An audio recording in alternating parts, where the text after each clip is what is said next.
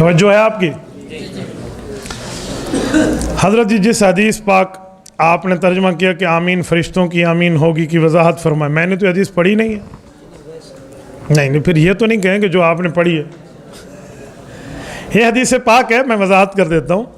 حدیث من وافق تامینہ تامین الملائکہ غفر لہ ما تقدم من ذنبہ وما تاخر، کہ جس بندے نے آمین کہی اور اس کی آمین فرشتوں کی آمین سے مل گئی، اس کے پچھلے گناہ معاف ہو جائیں گے۔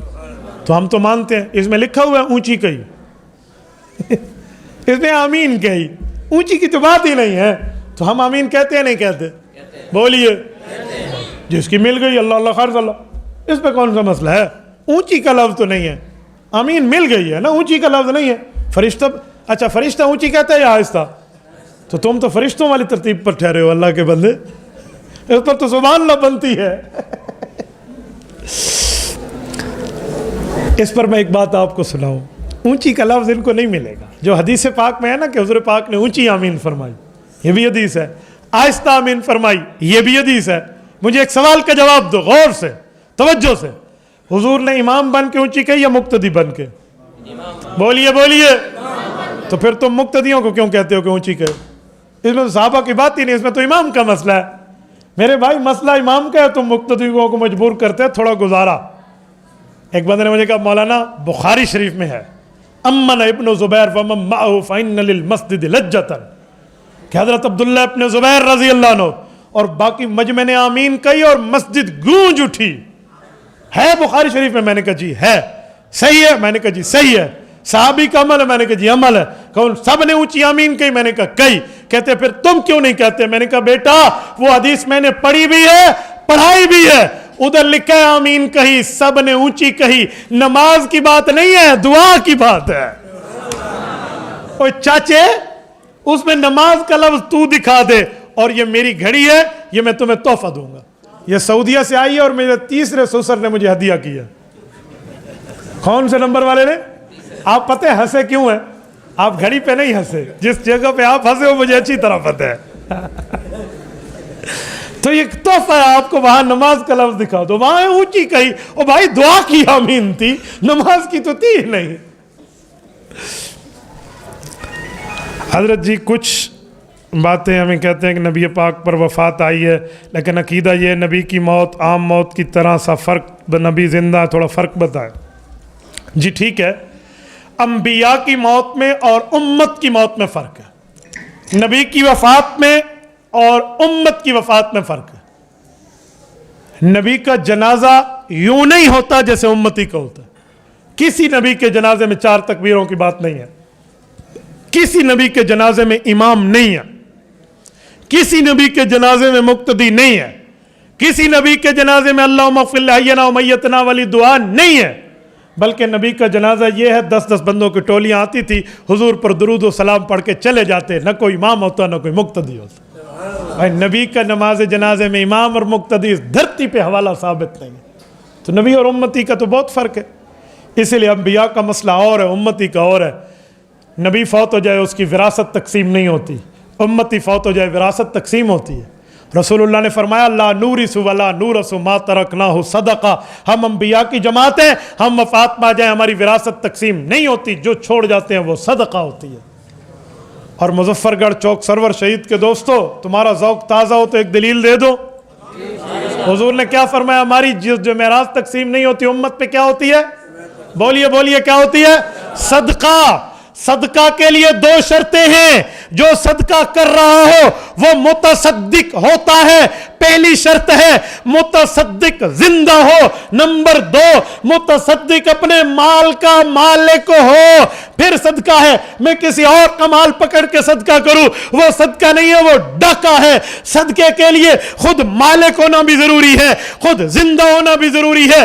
پیغمبر کریم علیہ التحیۃ والتسلیم نے فرمایا ما ترکنا صدقہ، جو ہم چھوڑ جاتے ہیں وہ صدقہ ہوتی ہے۔ پتہ چلا نبی وفات کے بعد زندہ بھی ہے اور اپنے مال کا مالک بھی ہے، اس لیے نبی کی وراثت تقسیم نہیں ہوتی۔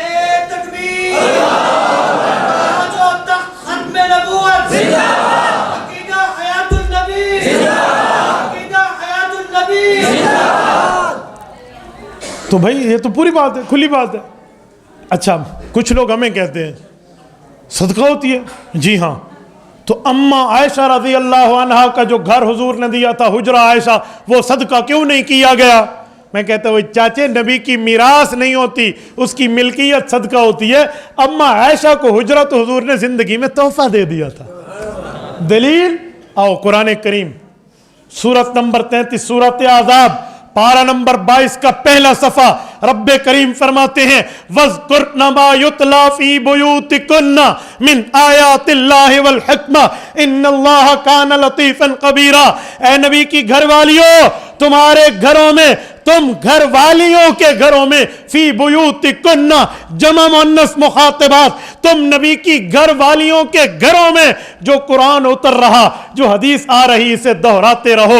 پتہ چلا یہ گھر حضور نے بیویوں کو دیے تھے، تبھی خدا نے من بیوتکن فرمایا کہ گھر تمہارے نام ہو چکے ہیں۔ ٹھیک ہے، تو اس لیے اس کی بات آپ نہ کریں۔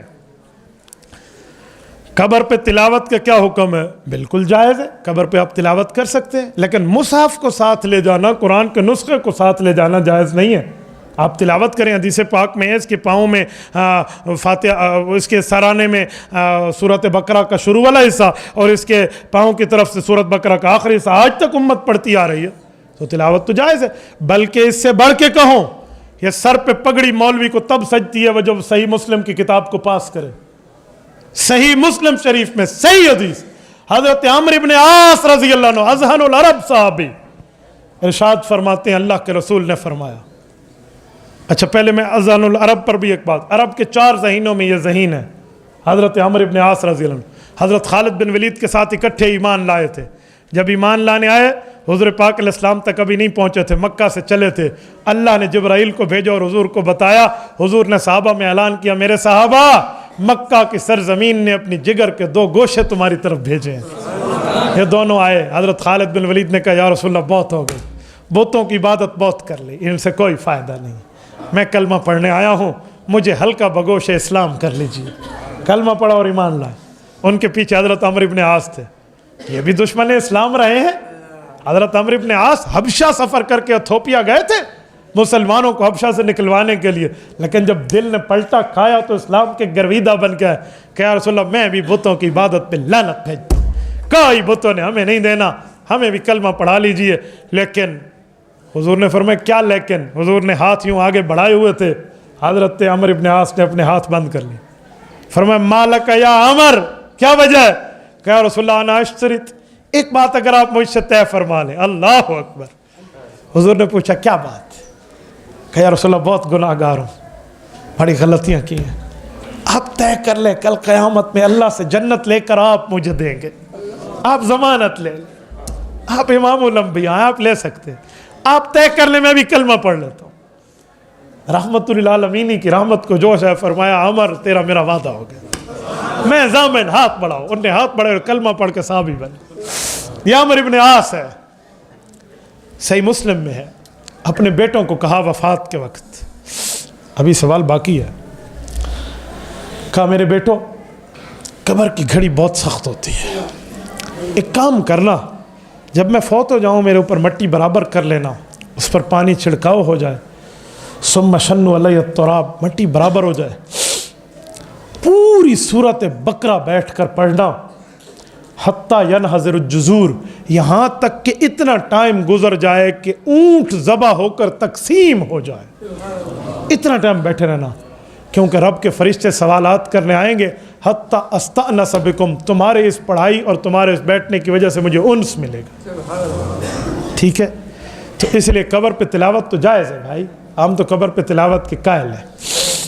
قبرستان میں قرآن پڑھنا ثابت نہیں ہے، تدفین کے وقت سورۃ بقرہ کے رکوع بھی ثابت نہیں ہے، جھوٹ ہے، بکواس ہے، غلط ہے۔ سنن بہقی میں موجود ہے، مستدرک میں موجود ہے، اللہ کے رسول نے سورۃ بقرہ کا افتتاحی حصہ اور آخری حصہ پڑھا ہے۔ فوتگی والے گھر میں 3 دن آگ نہ جلانا، گھر میں کھانا تیار نہ کرنے کے بارے میں، جی ہاں، فوتگی والے گھر میں 3 دن تک چولہا نہ جلے کا یہ مطلب نہیں ہے کہ آگ جلانا حرام ہے، مطلب یہ ہے کہ باقیوں کو غیرت کرنی چاہیے، انہیں چولہا جلانے کی بھی نوبت نہ آئے، ان کے گھر پہلے کھانا پہنچا دیں، ورنہ اس دن کوئی خود جلانا چاہے اور وجہ ہو تو جائز ہے، یہ نہیں ہے وہ چولہا بالنا بھی حرام ہے، یوں مسئلہ نہیں ہے۔ مسئلہ یہ ہے کہ ہمیں ان کی امداد کرنی چاہیے. اور آج کل لعنت زدہ رواج ہے, اللہ کی قسم دل ہل جاتا ہے. برادری کی روٹی آ جاؤ, انا للہ و انا الیہ راجعون. ایک بندہ فوت ہوا ہے, گھر والوں کو اپنی پڑی ہوئی ہے, وہ حال ان پہ طاری ہے, اور یہ برادری کی روٹی کی 4 دیگیں بھجوائیں گے, سارے مچھرنڈے اتھا بہ کے کھا کے مچھوں سے تیل ہٹا کے آپ حاصل. یہ بات ہے بھائی؟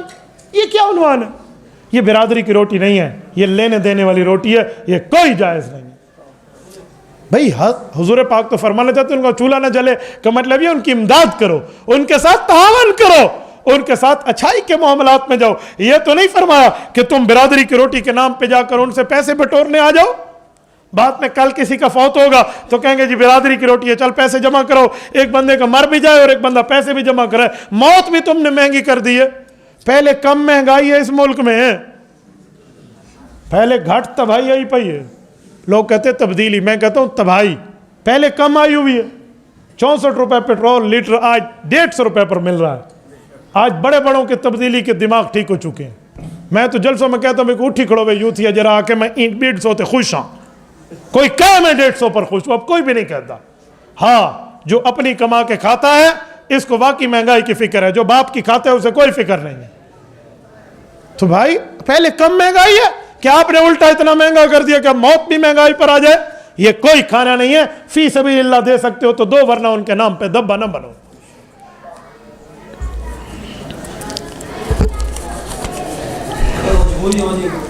آپ لکھ کر سوال کریں. کچھ لوگ نعرہ لگاتے ہیں نعرہ حیدری یا علی. یہ نعرہ اس طرح ہو سکتا ہے کہ نعرہ حیدری علی شیر حیدری, حضرت علی کا نام شیر علی حیدر کرار بھی ہے.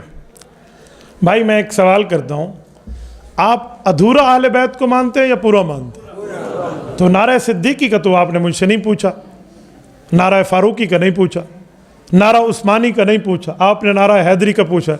میں چاروں کا قائل ہوں. نعرہ صدیقی یا اللہ مدد. جواب بھی ٹھیک ہو نا, حضرت صدیق کے ساتھ کس کی مدد تھی؟ تو حضرت علی شیر خدا کے ساتھ کس کی مدد تھی جب حضرت علی خیبر کا فتح کر رہے تھے قلعہ؟ تو پھر چاروں لگائیں گے. کہے نعرہ صدیقی, نعرہ فاروقی, نعرہ عثمانی, نعرہ حیدری, ہم چاروں کے قائل ہیں. یہ کیا نعرہ حیدری علی شیر حیدری آپ نے کیا بنایا؟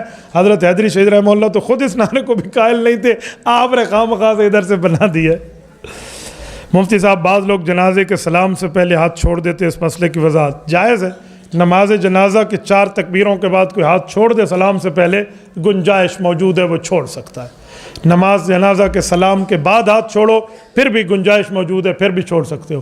دائیں سلام پہ دائیں ہاتھ چھوڑو, بائیں سلام پہ بائیں چھوڑو, یہ بھی موجود ہے, آپ کر سکتے ہیں. اس میں تینوں مسئلے آپ کے لیے گنجائش اور جائز موجود ہے, اس پر کوئی انکار نہیں ہے. مفتی صاحب جرابوں پر مسح جائز ہے؟ حضور پاک علیہ السلام کے دور والی جرابیں ہوں تو جائز ہے, آج کے دور والی جرابیں ہوں تو جائز نہیں ہے. حضور پاک کے دور میں جو جرابیں تھیں وہ تھی جسے منعل کہتے تھے, یعنی ایسا چمڑا فٹ ہوا تھا اس جرابوں میں کہ اس کو 3 رات تک چلنا, اس پہ پھٹنا نہیں ہوتا تھا اس جراب کے ساتھ. وہ ہو تو پھر جائز ہے, ورنہ یہ جراب تو آپ کو 2 میچ فٹ بال کے کھیلو اور جراب فارغ ہو جائے گی. یہ تو کپڑے والی جراب ہے. اللہ کے رسول نے جس جراب پہ کیا وہ چمڑے والی منعل ہوتی تھی, اس میں نال لگے ہوتے تھے. یہ اس طرح جورب چمڑے کی نہیں ہوتی تھی. آپ نے اگر چمڑے والی جراب پر مسح کرنا ہے تو اس کا طریقہ ہے یہ, خیر ہے آپ پہن لیجئے یہ کپڑے والی, اس کے اوپر موزہ پہن لیجئے, موزے پر مسح آپ کر سکتے ہیں. اللہ کے رسول نے موزے پر مسح کیا ہے تو لہٰذا موزوں پر مسح کیجئے. یہ جرابوں والی ہمارے پاکستان والی جرابیں میڈ ان پاکستان اور ہیں, باقی معاملہ اور ہے. معراج کی رات حضور پاک نے جو 3 نماز پڑھائی ہے وہ سری تھی یا جہری تھی؟ جو نماز پڑھائی ہے وہ سری تھی یا جہری تھی؟ بھائی نماز کے بارے میں جتنی تفصیل ملتی ہے اتنی ہم نے آپ کو بتائی ہے, جو تفصیل نہیں ملتی وہ ہم نے آپ کو نہیں بتائی. لیکن جہاں نہ ملے وہاں پر اپنی طرف سے کہنا بھی غلط ہے. ہاں اندازہ لگا کر آپ کہہ سکتے ہیں. اللہ رب العزت کی نمازوں کی احکام کے مزاج کی ترتیب یہ ہے کہ دن کی نمازوں میں قرات کی آواز اونچی نہیں ہے, رات کی نمازوں میں قرات کی آواز اونچی ہے. فجر مغرب عشاء یہ رات کی نمازیں ہیں، سورج غروب ہوتا ہے اس وقتوں میں تو نماز میں قرات اونچی ہوتی ہے. ظہر اور عصر میں دن طلوع ہوتا ہے تو نماز کی قرات میں آہستہ ہوتا ہے، ماں سوائے جمعہ کے. جمعہ کا مسئلہ ہو رہا ہے. تو حضور پاک نے جو معراج کے رات نماز پڑھائی ہے وہ پڑھائی رات کو ہے. عقل یہ کہتی ہے کہ ہو سکتا ہے اونچا ہونا چاہیے، لیکن اس کی کہیں وضاحت آج تک پڑھی نہیں ہے ہم نے. بھائی آپ پرچیاں مجھے سب دیجئے، کوئی چھوڑیے نہیں. حضرت شکار میں جس پرندے پر حملہ کیا جائے حلال پر کرنے سے وہ مر جائے تو خون نکل رہا ہو مر جائے حلال، یار صاف لکھا کریں، یعنی نہ کریں. یعنی میں نہیں سمجھتا، مجھے لکھا ہوا لفظ دیں اپنی طرف سے. یعنی میں کبھی سوال میں یعنی نہیں ڈالتا، میں کہتا ہوں اس کے لفظ لاؤ. میں کہوں یعنی اس کو مطلب نہ ہو تو یعنی والی ترتیب بعد میں لفظوں والی ترتیب دیں. چلو میں بھائی کا یعنی بھی حل کر دیتا ہوں. آپ نے فائر کیا پرندے کو، اسے لگا ہے، اسے ذبح کریں اس سے خون نکلے تو آپ کے لیے حلال ہے.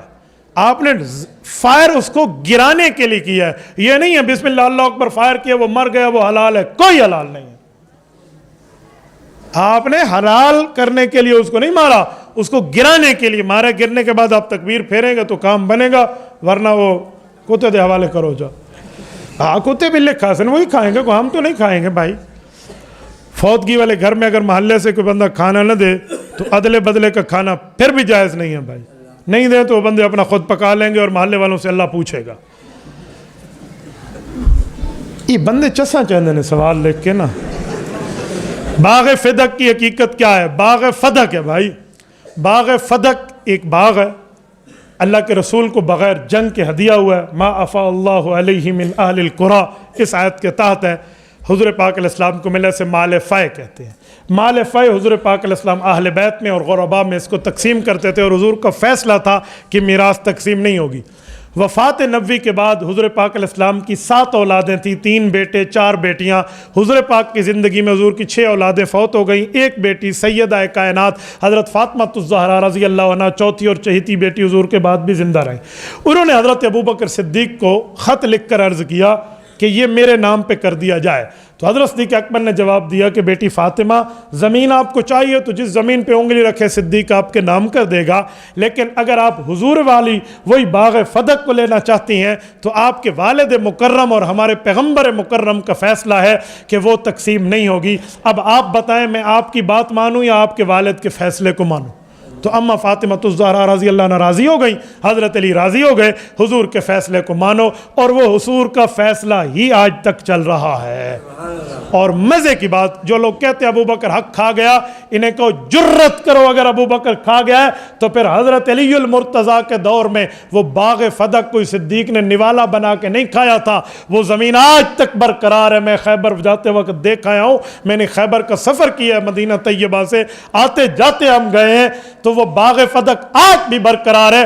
حضرت علی نے اپنے دور میں اس زمین کو اپنے بیٹوں کو کیوں نہیں دیا تھا؟ شہزادے حسن شہزادے حسین رضی اللہ عنہ آؤ لے لو تمہاری ماں کا حصہ ہے، کیوں نہیں حضرت علی نے دیا؟ حضرت علی نے بھی ابو بکر کے فیصلے کو برقرار رکھا، اور امام حسن نے بھی 6 ماہ خلافت لے کر اپنے والد حضرت علی اور اپنے چاچو حضرت ابو بکر کے فیصلے کو برقرار رکھا. جسے صحابہ اور اہل بیت نے برقرار رکھا آج ہم بھی برقرار رکھیں گے. یہ لوگ کہتے ہیں نا بابا نا حضرت فاطمہ نے مانگا تھا تو حضرت ابو بکر کو چاہیے تھا، حضور پاک کا فیصلہ توڑ دیتے. او بھائی یہ کوئی بات ہے کہ ابو بکر صدیق حضور کا فیصلہ توڑ دیتے؟ ابو بکر صدیق رضی اللہ تعالیٰ عنہ سے اما فاطمہ فیصلہ توڑوانے نہیں آئی تھی.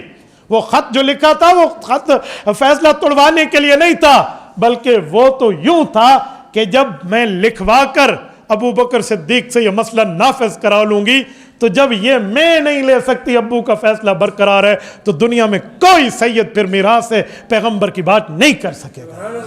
یہ تو اما فاطمہ الزہرا نے عقل مندی کا مظاہرہ فرمایا اور آپ نے اس کو کچھ اور سمجھ لیا، اس لیے تھوڑا گزارا باغ فدق پر. اگر ابو بکر پر انگلی آئے گی تو حضرت علی اور امام حسن پہ آئے گی، پھر انہیں تقسیم کیوں نہیں کیا؟ ایک ضدی نے مجھے کہا کہ جب اہل بیت سے حق لے لیا جائے تو پھر وہ واپس نہیں لیتے، اسی لیے حضرت علی نے بھی نہیں دی اور امام حسن نے بھی نہیں لیا. میں نے کہا صبر صبر صبر، لے لیا جائے تو نہیں لیتے، کہتے نہیں لیتے. تو میں نے کہا پھر تجھے کیا اعتراض ہے کہ آج تک نہیں ملا؟ تجھے کیا کیا اعتراض ہے؟ وہ تو ختم ہو گئی بات، اگر یہ جھوٹ بھی مان لیں تو۔ اذان سے پہلے صلاۃ و سلام پر انگوٹھے چومنا، بھائی صلاۃ و سلام سے مراد ہے درود پاک پڑھیں تو آپ درود ابراہیمی پڑھ لیں، لیکن اذان کا حصہ بنا کے آپ اس کو پڑھیں تو یہ اذان بلالی میں ثابت نہیں ہے۔ حضور پاک علیہ الصلوۃ والسلام نے جو اذان سکھائی ہے وہ حضرت بلال رضی اللہ عنہ والی اذان ہے، اور اذان بلالی پوری دنیا میں آ رہی ہے، حضرت رسول اللہ کی مسجد میں بھی آ رہی ہے اور ہماری مسجد میں بھی آ رہی ہے، اللہ کے گھر میں بھی آ رہی ہے اور دنیا کے ہر جگہ اللہ کے گھر میں آ رہی ہے۔ وہ اذان اللہ اکبر پہ شروع ہوتی ہے اور لا الہ الا اللہ وہ بھی ایک مرتبہ اس پہ ختم ہوتی ہے، ٹھیک ہے؟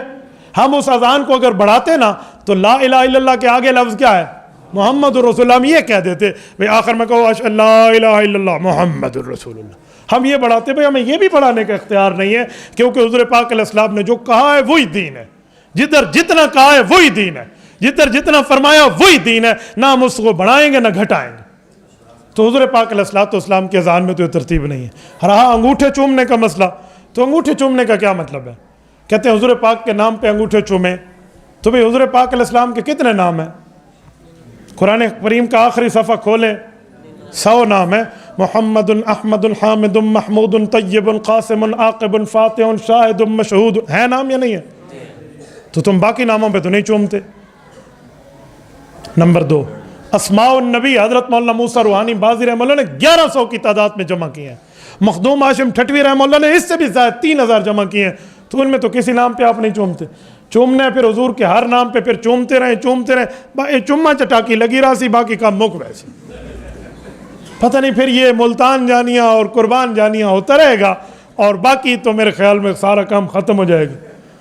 اچھا، کچھ دوست کہتے ہیں امام شامی رحمۃ اللہ نے فتاوی شامی میں لکھا ہے کہ انگوٹھے چومنے سے آنکھوں کو بینائی اچھی ملتی ہے، میں کہتا ہوں ہاں لکھا ہے، ساتھ لکھا ہوا ہے، یہ قرآن سنت کی بات نہیں ہے، ٹوٹکا ہے لوگوں کا، تجربہ ہے، تو کوئی تجربے کے طور پہ انگوٹھے چومیں، انگلیاں چومیں، ہاتھ چومیں، ہمیں کوئی مسئلہ نہیں ہے، لیکن اسے شریعت کا حصہ بناؤ گے تو وہ دلیل پھر آپ کی نہیں بنتی، وہ تجربے کی بات لکھی ہوئی ہے۔ جنازے کی نماز میں ایک سائڈ پر سلام پھیرنا کافی ہے، اس بارے میں دونوں روایتیں موجود ہیں، ایک طرف والا سلام امام شافعی امام احمد ابن حنبل رحمہ اللہ لیتے ہیں، اور دونوں طرف کا سلام امام اعظم ابو حنیفہ رحمہ اللہ لیتے ہیں، لیکن جس بھائی نے یہ لکھ کے بھیجا ہے وہ اصل میں اہل حدیثوں والا جنازہ ٹھیک ثابت کرنا چاہتا ہے، اسے کوئی جو ٹھیک ثابت تم نے کرنا ہے تو پھر وہ جنازہ بھی وہی جو امام شافعی والا ہے پورا ہی پڑھیں، باقی امام شافعی کی باتیں غلط ہیں، اور صرف سلام والا جائز ہے، میٹھا میٹھا ہاپ ہاپ کڑوا کڑوڑ تھو تھو والی بات نہ کریں۔ فرض نماز کے بعد جو لوگ امام صاحب کو سلام کرتے ہیں ٹھیک ہے، یہ کیوں امام صاحب کو سلام، مقتدی صاحب کو سلام کیوں نہیں کرتے جو ساتھ بیٹھا ہوا ہے؟ اس نے کیا قصور کیا ہے؟ نہ ساتھ بیٹھے والے مقتدی کو السلام علیکم تو نہیں کہتے، دور والے امام کو کہتے ہو امام آپ کو حلوہ کھلاتا ہے، کیا مسئلہ ہے؟ بھائی نماز کے بعد ضرورت ہو تو سلام کر لیں، نہ ہو تو نہ کریں، یہ نماز کا حصہ نہیں ہے، اس کو عبادت کا حصہ نہیں سمجھتے آپ۔ مفتی صاحب جنازے کے بعد کی دعا کے بارے میں، ہاں جنازے کے بعد دعا ہے لیکن وہ قبر پہ ہے، حضور علیہ السلام نے جو دعا مانگی ہے جنازے کے بعد وہ قبر مبارک پہ مانگی ہے صحابہ کرام کی، تو وہ جنازے کی دعا ثابت ہے، وہ جائز ہے، وہ آپ مانگیں۔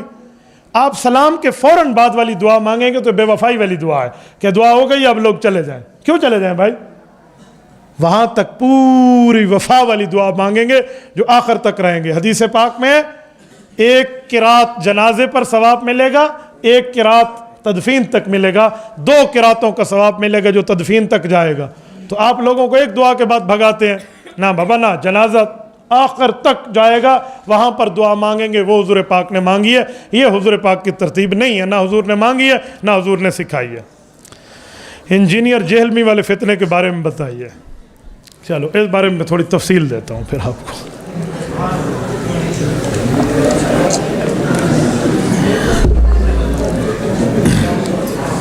ڈالیے پلا لیجیے۔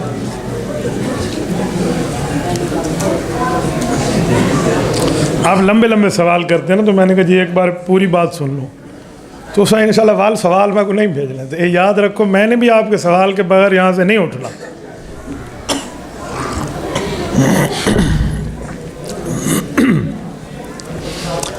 انجینئر جہلمی جو ہے نا وہ صرف انجینئر ہے، تو جو صرف انجینئر ہو اس سے گھر کا نقشہ بنوا سکتے ہیں اگر ماہر ہو، اسٹرکچر بنوا سکتے ہیں، تھلی سیدھی ہے یا ٹیڑھی ہے بنوا سکتے ہیں, سڑک ڈنگی ہے یا سیدھی ہے یہ پوچھ سکتے ہیں. دین کا مسئلہ پوچھیں گے تو اس انجینئر کو پہلے عالم دین اور مفتی بھی ہونا چاہیے. جو عالم نہ ہو, انجینئر ہو, تو اس سے مسئلہ بتانے کا حق کس نے دیا ہے؟ حضرت جی مولانا پیر ذوالفقار احمد نقشبندی دامت برکاتہم انجینئر بھی ہیں, عالم بھی ہیں, دونوں ہاتھوں سے ان کو سلام ہے. بتائیں, سنائیں مسئلے, ان کا حق ہے. عالم بھی ہیں, انجینئر بھی ہیں, نقشہ بھی بنا سکتے ہیں, مسئلہ بھی بتا سکتے ہیں. لیکن انجینئر علی مرزا صرف اور صرف انجینئر ہے, کوئی عالم نہیں.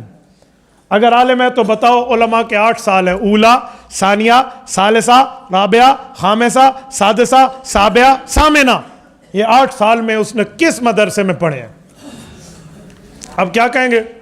وہ خود پڑھ پڑھ کے عالموں سے بھی آگے بڑھ گیا ہے. ہم کہتے ہیں بھائی اگر ایک موچی کہے کہ میں پڑھ پڑھ کے بھی ڈاکٹروں سے آگے نکل گیا ہوں, تم ٹیکہ لگواؤ گے؟ تو کہے گے تو موچی ہے, اپنی رمبی والا کام چلا. ٹھیک ہے, تو بھائی تم جان کی دوائی نہیں لیتے موچی سے, اگرچہ اس کو انگریزی فر کیوں نہ آتی ہو, تو اس انجینئر سے ایمان کی دوائی کیوں لیتے ہو جو عالم ہی نہیں ہے؟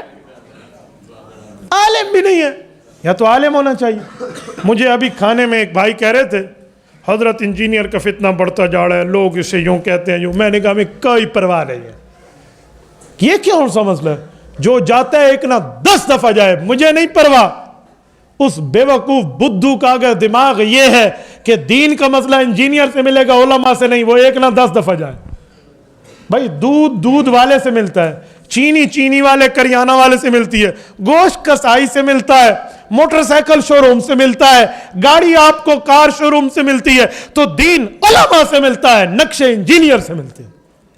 ایک بندہ بے وقوف موچی سے جا کر آپریشن کرائے تو مجھے کیا ہے بھائی؟ ہمیں کوئی مسئلہ جزلہ نہیں ہے. میں کہتا ہوں یہ ہے اسی قابل جو اس کے پاس گیا ہے. کیوں؟ دیکھو, آپ اور میں سگے بھائی کیوں نہ ہوں, لیکن آپ کے اور میرا بلڈ گروپ میچ ہونا ضروری نہیں ہے. آپ کو اور میرا بلڈ گروپ میچ ہوگا, خون کا سیمپل تب ملے گا جب دونوں کا رشتہ ہو یا نہ ہو, لیکن خون کا نمبر 1 ہو. دونوں اے پازیٹیو ہو, دونوں بی پازیٹیو ہو, دونوں اے نیگیٹو ہو, دونوں بی نیگیٹو ہو, دونوں او لیول کے پوری ترتیب ہو. اس میں جب بلڈ گروپ سیم ہوگا تو باپ کا بیٹے کو بھی مل جائے گا, نہیں تو باپ کا بیٹے کا بھی نہیں ملے گا. تو بھائی جس کا انجینئر کے ساتھ بلڈ ملتا ہے وہ کل سے آج چلا جائے, ہمیں نہیں پرواہ. یہ کوئی بات ہے؟ دین ملتا دینداروں سے, دین ملتا علماء سے. کہتے ہیں اس نے علماء کی دکانیں بند کر دی ہیں. میں نے کہا بے حیا, مولویوں کی کوئی دکانیں ہوتی ہیں؟ کوئی مولوی دین بیچتے ہیں؟ خدا کے بندے, کل کوئی موچی بیٹھ کے کہے میں نے جب سے آپریشن شروع کیے ہیں بڑے بڑے ڈاکٹروں کی کلینکیں بند کر دی ہیں, تو لوگ بجے مار کے اسے کہیں گے بے حیا, چخل لعنت پوی گردھالی تک کو شرم نہیں آندا. لوگ کہیں گے جوتوں کا ہار اس کے گلے میں ڈالیں. تو ڈاکٹر کے مقابلے میں بولے گا, تو موچی ہے تو اپنا کام کر. بشیرہ موچی کہاں اور ڈاکٹر عبدالقدیر کہاں؟ تو ڈاکٹروں کے سامنے یہ بولے گا. تو بھائی انجینئر کہاں اور علماء کہاں؟ آپ کے یہاں مظفر گڑھ چوک سرور شہید کے حضرت مولانا عبد المجید فاروقی رحمہ اللہ پچھلے سال ہماری صدارت میں موجود تھے. اللہ ان کی قبر پہ کروڑوں اربوں رحمت نازل فرمائے. حضرت کی زندگی گزری ہے 60 70 سال حدیثی سروس میں گزر گئی ہے, جن کی داڑیاں سفید ہو گئی ہیں. بخاری, مسلم, ابو داؤد, ترمذی, نسائی, ابن ماجہ اور قرآن کریم پڑھاتے. ان کے مقابلے کا یہ کل کا چھوکرا آ کر بات کرے گا؟ اللہ معاف کرے, جھوٹ پہ جھوٹ بولنا انجینئر کا کام ہے. انجینئر ایک حدیث میں کہتے ہیں, حدیث بیان کرتے ہو, کہتے ہیں اما عائشہ کو حضور نے فرمایا تیری علی سے جنگ ہوگی. حضرت علی کو حضور نے فرمایا تیری اما عائشہ سے جنگ ہوگی. تو حضرت علی نے عرض کیا یا رسول اللہ پھر تو میں ظالم ہوگا. فرمایا تو نہیں ظالم ہوگا, عائشہ ظالمہ ہوگی. میں اس دھرتی پہ چیلنج کر کے کہتا ہوں انجینئر اس کے گماشتوں کو, ان کے پروردوں کو, تم میں جرت ہے اور تم نے اپنی ماں کا دودھ پیا ہے, بوتل کا نہیں پیا. اس دھرتی پہ مجھے حدیث دکھا دو حضور نے فرمایا عائشہ ظالمہ ہوگی. اور اگر سکی ماں کا دودھ پیا ہے, بوتل کا نہیں پیا, کسی دودھ والے سے دودھ 1 کلو لے کر تمہیں تمہارے ابو نے نہیں پلایا, نیجو دودھ تمہارے ابو نے نہیں پلایا, ماں کا دودھ پیا, جرت سے یہ حدیث ثابت کرو. پیغمبر علیہ الصلوۃ والسلام کی بیوی پر جھوٹ بولنا اس کا کام ہے, اور تم کہتے ہو دین کی بات کرتے ہیں. میں حیران ہو جاتا ہوں. میں کل ایک کلپ سن رہا تھا, مجھے ایک بندے نے اس کا واٹس ایپ کیا. اس میں انجینئر کہتے سیدنا معاویہ رضی اللہ عنہ کا بغض اس کے دل میں کتنا ہے. کہتے تم کہتے ہو معاویہ نے قرآن لکھا ہے, معاویہ فتح مکہ پہ ایمان لائے, یہ اس کی لینگویج ہے. حضرت معاویہ کہتے ہیں فتح مکہ پہ ایمان لائے, اور فتح مکہ تک 99.99% قرآن اتر چکا تھا. مراد یہ کہ فتح مکہ تک قرآن پاک بالکل اتر چکا تھا, 1% رہتا تھا جو نہیں اترا تھا. یہ اس نے لکھا ہے. اس لیے معاویہ کے اوپر شک کرو گے تو قرآن شک میں آئے گا. کیا قرآن معاویہ کا محتاج ہے؟ یہ لینگویج ہے. میں نے کہا جاہل بٹا جاہل, چبل بٹا چبل کا علم یہ ہے, پوری کی پوری سورت توبہ, پوری کی پوری سورت توبہ ایک پارے کی فتح مکہ کے بعد اتری ہے. صحیح بخاری میں موجود ہے. اس اندھے کو اتنا بھی نہیں پتا. اگر 30 پارے ہوں جیسے ہیں, ایک پارا بھی فتح مکہ کے بعد اتر جائے تو 99.9%, 0% تو پھر بھی نہیں, 3% سے بھی زائد بنتا ہے. اور اس بے وقوف کا یہ دماغ ہے. اليوم اکملت لکم دینکم واتممت علیکم نعمتی ورضیت لکم الاسلام دینا والی آیات سورۃ مائدہ, پوری سورۃ فتح مکہ کے بعد اتری ہیں یہ آیات. سورۃ اذا جاء نصر اللہ یہ فتح مکہ کے بعد اتری ہے. واتقوا یوما فیہ ترجعون الی اللہ فتح مکہ کے بعد اتری ہے. اس جاہل کو اتنا بھی نہیں پتا یہ قرآن پر جھوٹ بول رہا ہے. یہ تمہارے سامنے بڑے بنے ہوئے ہیں. انجینئر کے گماشتے مجھ سے رابطے میں, انجینئر کے چیلے مجھ سے رابطے میں, اور میں نے کہا اسے کو سگی ماں کا دودھ پیا تو ہم سے بات کر. چیلنج انہیں کرے گا جو مناظرے کے لیے آئے تو تو دم دبا کے بھاگ جا, جو سینہ کھول کے تجھے کہتے ہیں آؤ ہم سے بات کرو. ہم سے کیوں نہیں کرتے؟ ادھر آ ستمگر ہنر آزمائیں تو تیر آزما ہم جگر آزما. پتہ نہیں کیا. اس دن مجھے اس کے ایک گماشتے نے فون کیا, وہی جو اس کو بڑے بڑے مولویوں سے ملوانے لے جاتا ہے. علی بھائی کہتے ہیں مفتی صاحب کو کہو آپ یا فلاں مولوی سے فلاں آپ ہمارے ساتھ بیٹھ جاؤ المحنت پہ بات کرو. میں نے کہا کل یہ منکر ہو جائے تیری فون سے, پھر اسے کہو خود بات کرے. اس کی مون بند ہے, اس کی زبان گنگ ہے, ہم سے بات نہیں کرتا. میں یقین مانو یہ ہماری بھی کرامت سمجھو, یہ کبھی بھی بات نہیں کر پائے گا. جھوٹ. اچھا پھر ایک گماشتے نے مجھے کہا, وہ کہتا ہے مجھے یوٹیوب پہ سننے والے 1 ملین ہیں اسی لیے اتنے بندے مجھے سنتے ہیں. میں نے کہا مجھے ایک فیس بک پہ سننے والے 1 ملین پلس 2 لاکھ ہیں, 1 ملین سے بھی زائد ہے. آؤ ہم سے بات کرو. تجھے یوٹیوب پہ 1 ملین سنتے ہیں, ہمیں فیس بک پہ 1 ملین سے زائد سنتے ہیں, آؤ بات کر لیتے. تو کہتے اتنے ملین اس کے پیج کے لائکس اور فالوورز ہونے چاہیے, پھر آؤ مجھ میں یہ شرط پوری ہے, ہم سے بات کر لو. ہم سے 2 ہاتھ تو کر لے. کچھ ہم سے کہا ہوتا, کچھ ہم سے سنا ہوتا. غیروں سے کہا تم نے, غیروں سے سنا تم نے. دلائل کی دنیا میں تیرا منہ بند نہ کر دوں تو کہنا میں نے ماں کا نہیں, میں نے بوتل کا دودھ پیا تھا. لیکن کبھی نہیں کہے گا, کبھی نہیں کہے گا. اور اس کے فالوورز کے لیے میں نہیں کہتا, وہ بلائنڈ فالوورز ہیں, اندھے مقلد ہیں. ان کو تو میں تو کہتا تو کب تم قابل ہو, اس قابل ہو, تم اسی اتار سے لونڈے سے دوا لینی ہے. وہ کہتے ہیں میر بھی کیا سادہ ہے بھائی, بیمار ہوئے جس کے سبب اسی اتار کے لونڈے سے دوا لیتے ہیں. تم نے انہی سے لینا ہے, ان سے لینا ہے تو جاؤ ان سے بات کر لو. کلمہ طیبہ حدیث مبارکہ میں ثابت ہے, جبکہ صحابہ کرام ایمان قبول کرتے وقت کلمہ شہادت پڑھتے تھے. بابا کلمہ طیبہ تو اللہ کے قرآن سے ثابت ہے. سورت محمد اٹھا لیں, فَعْلَمْ أَنَّهُ لَا إِلَهَ إِلَّا اللَّهِ. اگلی سورت فتح اٹھا لیں, محمد الرسول اللہ. یہ 2 آیات کلمہ طیبہ کی ہیں. آپ کہیں گے الگ الگ کیوں ہیں؟ اسی لیے کہ اللہ نے ہمارے اوپر رحمت کی ہے. اگر یہ اکٹھا ہوتا تو ایک آیت بن جاتی. اور پلید آدمی جس جنبی ہو اور وہ مر رہا ہوتا تو کبھی پوری آیت نہ پڑھ سکتا, کیونکہ پلید آدمی آیت نہیں پڑھتا. اللہ نے رحمت کی ہے کہ کوئی بندہ پلیدی میں بھی مر رہا ہو, جنبی حالت میں بھی وہ کلمہ پڑھ سکے. پوری آیت نہیں ہے تاکہ حلال موت آئے اس کو. تو اللہ نے تو رحمت کی ہم پہ. تو یہ قرآن کریم میں موجود ہے, حدیث پاک میں واضح طور پہ موجود ہے, مستدرک علی الصحیحین میں ہے. حضرت آدم علیہ السلام فرماتے ہیں, حضرت عمر کی روایت ہے, حضور پاک نے فرمایا فرأیت علی قوائم العرش مکتوبہ لا الہ الا اللہ محمد الرسول اللہ. حضرت آدم نے فرمایا جب مجھ میں روح آئی میں نے سر اٹھا کے دیکھا لا الہ الا اللہ محمد الرسول اللہ کے عرش پہ لکھا ہوا تھا. تو ہم تو اس کلمے کے قائل ہیں. باقی رہا کلمہ طیبہ کے بعد کلمہ شہادت, ہم اس کے بھی قائل ہیں. ہم تو کلمہ شہادت بھی پڑھتے ہیں, کلمہ طیبہ بھی پڑھتے ہیں, دونوں کلمے پڑھتے ہیں بھائی, ہم ریورس گیئر والے نہیں ہیں. ڈاکٹر اسرار مرحوم کے بارے میں آپ کیا رائے ہے؟ ان کی قرآن کریم پر بڑی اچھی خدمات ہیں, اللہ پاک انہیں ان خدمات پر جزائے خیر عطا فرمائے. کچھ مسائل ہیں ان میں علماء دیوبند نے ان کی مخالفت رکھی ہے، ان کے کچھ مسائل پہ پکڑ رکھی ہے، خصوصاً مولانا یوسف لدھیانوی رحمہ اللہ نے، ڈاکٹر مفتی عبدالواحد صاحب لاہور والے رحمہ اللہ نے، ان حضرات نے ان پہ پکڑ کی ہے، تو اس لیے ان مسائل تک تو اختلاف ہے۔ باقی اللہ پاک ان کی مغفرت فرمائے، کو ہم کو کفر شرک کا فتویٰ تو نہیں دیتے۔ بریلوی حضرات کہتے ہیں کہ آپ صحابہ ناموس کی ریلی نکالتے ہو تو پھر اور میلاد کے جلوس کیوں نہیں نکالتے؟ بھائی صحابہ کی ریلی جو لوگ نکالتے ہیں وہ کہتے ہیں احتجاجی جلوس۔ احتجاجی کا کیا معنی؟ کہ اس دن صحابہ کے نام پہ چھٹی کرو، ٹھیک ہے؟ تو وہ احتجاج نکالتے ہیں کہ صحابہ کا یوم مناؤ، صحابہ کے نام پہ چھٹی کرو تاکہ امت کو پتہ چلے آج اسکول کی چھٹی اسی لیے کہ ابو بکر، عمر، عثمان، حیدر رضی اللہ عنہم کی وفات کا دن ہے۔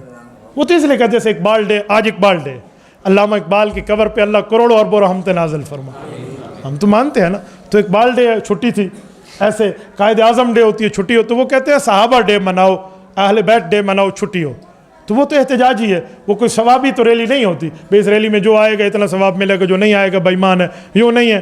اور میرے بھائی جو تو جلوس نکالتا ہے اس دن تو آلریڈی چھٹی ہوتی ہے، تو کس کا نکالتا ہے پھر؟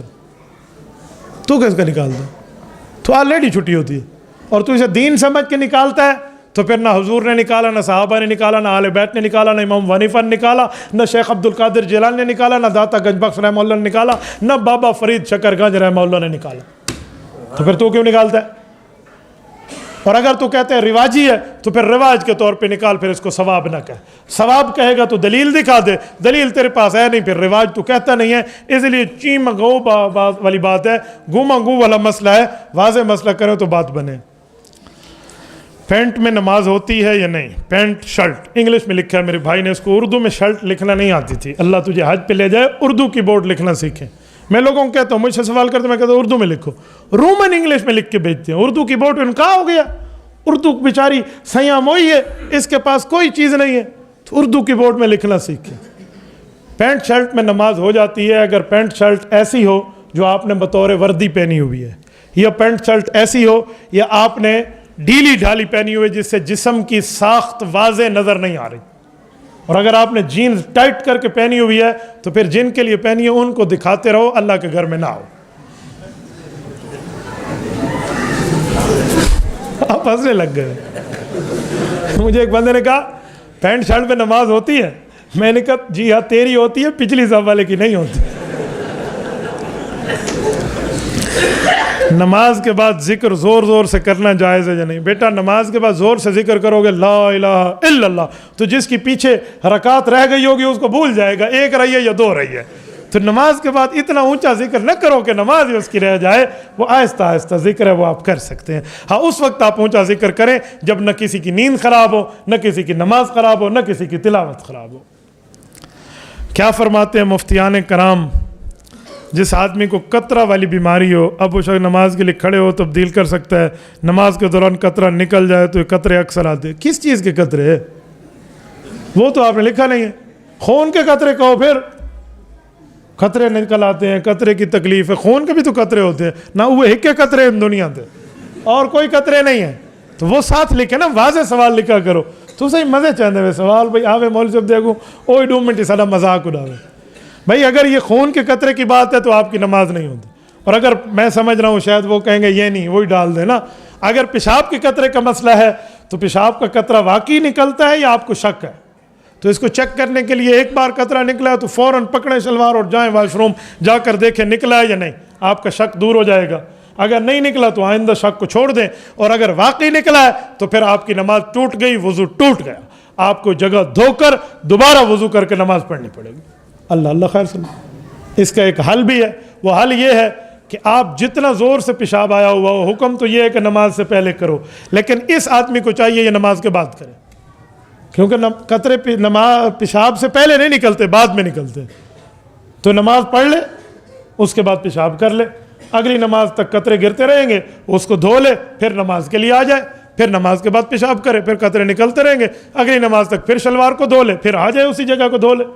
بھائی یہ ترتیب ہے، باقی یہ مسئلہ مولویوں کا کم اور حکیموں کا زیادہ ہے، کسی حکیم سے ابدنا رابطہ کرو۔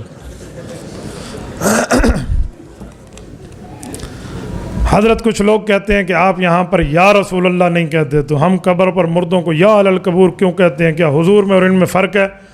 کون کہتا ہے کہ ہم یا رسول اللہ نہیں کہتے؟ بھائی ہم تو حضور کی قبر پہ یا رسول اللہ کہنا ثواب سمجھتے ہیں۔ مسئلہ یہ ہے کہ قبر پہ جا کے کہو یا رسول اللہ، الصلاۃ والسلام علیک یا رسول اللہ۔ کون ہے حضور کی قبر پہ؟ تمہیں کون روکتا ہے؟ السلام علیک ایھا النبی کہو، تمہیں کون روکتا ہے؟ اللہم صلی علی محمد پڑھو، تمہیں کون روکتا ہے؟ مسئلہ یہ ہے کہ ادھر سے کیوں کہتے ہو؟ ادھر سے یا اللہ کہو، حضور کی قبر پہ یا رسول اللہ کہو، ختم۔ ہم جو یا اہل القبور کہتے ہیں قبر پہ جا کے یا گھر سے کہتے ہیں؟ ورنہ یہیں سے کہتے ہوں گے السلام علیکم یا اہل القبور، وہ کہیں گے وعلیکم السلام یا اہل التنور۔ تو خدا کے بندے ساتھے بندے بیٹھے ہو، کیا دنیا میں کہہ رہے ہو؟ بھائی ہم قبر پہ پہنچتے ہیں تو اہل القبور کہتے ہیں، تم بھی حضور پاک کی قبر پہ اللہ تمہیں لے جائے، اللہ آپ کی برکت سے ہمیں بھی لے جائے، حضور قبر پہ جائیں آپ یا رسول اللہ کا، کون آپ کو منع کرتے ہے بھائی؟ تو اس لیے جائز ہے۔ ایک مولوی کا کہا کہ وہ مولوی سب سر پہ قرآن رکھ کے کہتے ہیں کہ حضور پاک نے زندگی میں ایک نماز بھی رفع دین کے بغیر نہیں پڑھی۔ جھوٹ بولتا ہے، سر پہ قرآن رکھ کے بھی جھوٹ بولتا ہے۔ چل نہیں اتنا جلدی دعا نہیں، یہ سوالات تو پورے ہوں گے نا۔ فرض نماز کے بعد اجتماعی دعا مانگنا کیسے ہے؟ جائز ہے، رسول پاک علیہ السلام نے مانگی ہے۔ رفع یدیہ بعد ما سلم، بہقی میں حدیث موجود ہے، مصنف ابن ابی شیبہ میں حدیث موجود ہے، اور اعلاء السنن میں حدیث پاک موجود ہے۔ معارف السنن میں حضرت محدث سید یوسف بن نوری رحمہ اللہ نے حدیث کی لائن لگا دی ہے کہ حضور پاک علیہ السلام نے نماز کے بعد دعا مانگی ہے۔ جو مولوی کہتے ہیں نہیں مانگی، اس کا مطالعہ کمزور ہے، اس کو چاہیے مطالعہ کرے۔ محدث یوسف بن نوری رحمہ اللہ نے معارف السنن میں پوری لائن ذکر کی ہے، دعا کے باب میں 6 سے 7 حدیث دی ہیں، حضور پاک نے نماز کے بعد اجتماعی دعا مانگی ہے، اور اونچی بھی مانگی ہے، اونچی ہے۔ یہ نماز کے بعد دعا کون سی ہے؟ اللہم انت السلام و منک السلام، پڑھیے۔ آپ نے پڑھ لی، کیوں پڑھ لی؟ کہتے ہیں صحابہ نے سنی، حضور نے اونچی مانگی تو صحابہ نے سنی نا، تو بھئی اونچی بھی ثابت ہے۔ قاری صاحب رفع یدین کی مخالفت پر کوئی حدیث ذکر؟ رفع الیدین ثابت ہے، حضور پاک علیہ السلام نے کی ہے، آپ علیہ السلام کرتے تھے، لیکن حضور پاک نے آخر میں چھوڑ دی ہے۔ صحیح مسلم جلد نمبر 1 صفحہ نمبر 181، حضرت جابر ابن سمرہ فرماتے ہیں رسول پاک علیہ السلام آئے، کننا صلینا وخرج علینا رسول اللہ کننا صلینا، حضور آئے ہم نماز پڑھ رہے تھے، رفع یدین کر رہے تھے، حضور نے فرمایا مالی اراکم رافعی ایدیکم، تمہیں کیا ہو گیا تم رفع یدین کر رہے ہو اور میں دیکھ رہا ہوں کأنہا اذناب خیل شمس، یہ شریر گھوڑوں کے دموں کی طرح ہاتھ ہلانا چھوڑ دو، اسکنوا فی الصلاۃ، پوری نماز سکون سے پڑھو۔ پیغمبر علیہ السلام کی حدیث ہے، صحیح مسلم ہے، جلد 1 ہے، صفحہ 181 ہے، ورقے کی بائیں سائڈ ہے، قدیمی کتب خانہ کراچی سے چھپی ہے۔ ایک حدیث پہ اگر آزما درست ہے تو لے لیں، ورنہ کئی حدیث اس پر موجود ہیں۔ قبر پہ ہاتھ اٹھا کر دعا مانگنا، جی ہاں، آپ دفن کرنے کے بعد ہاتھ اٹھا کر دعا مانگیں تو جائز ہے۔ ہمارے علماء میں سے بعض کہتے ہیں آپ قبلہ رخ ہو کر مانگ لیں، پھر بھی ٹھیک ہے، ورنہ قبر پہ آپ نے اس وقت دعا کی ہے تو بھی ٹھیک ہے، لیکن آپ ہر قبر پہ جا کے مانگیں گے تو ہو سکتا ہے کہ بت پرست آپ کو یہ نہ کہہ دے کہ بھئی تم قبر پہ مانگو تو جائز ہے اور ہم بت پہ مانگیں تو ناجائز ہے، اسی لیے کچھ لوگ نہیں بھی اٹھاتے۔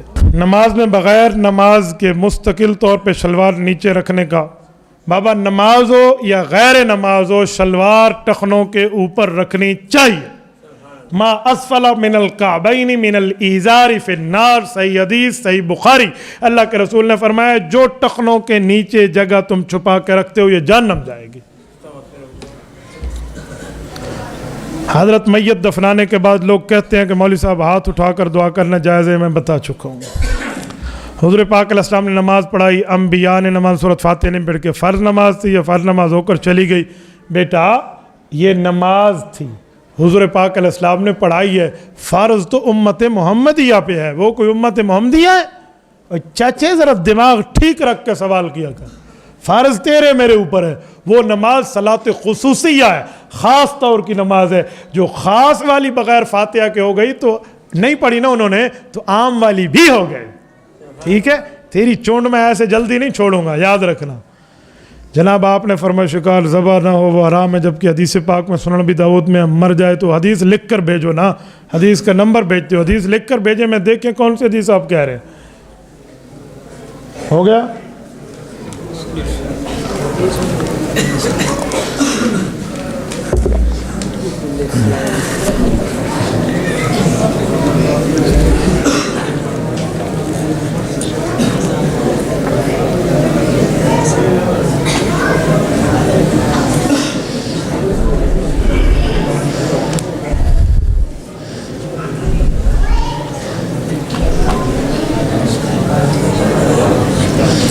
دیکھا اب حدیث پاک سامنے آئی تو بچے کی بات پوری ہو گئی. سوال لائیے ذرا.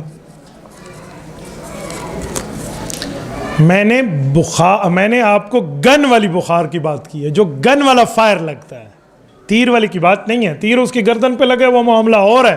جو آپ نے فائر مارا ہے تو اس سے اس کا خون دم مضفو نہیں نکلتا. تیر کا مسئلہ اور ہے. فائر جسم کو پھاڑتا ہے. میں نے فائر کی بات کی, آپ نے حدیث تیر کی لائی, اس لیے میں نے کہا حدیث پاک سامنے ہو تو بات کھل جائے گی. فائر کا مسئلہ اور ہے, تیر کی بات اور ہے.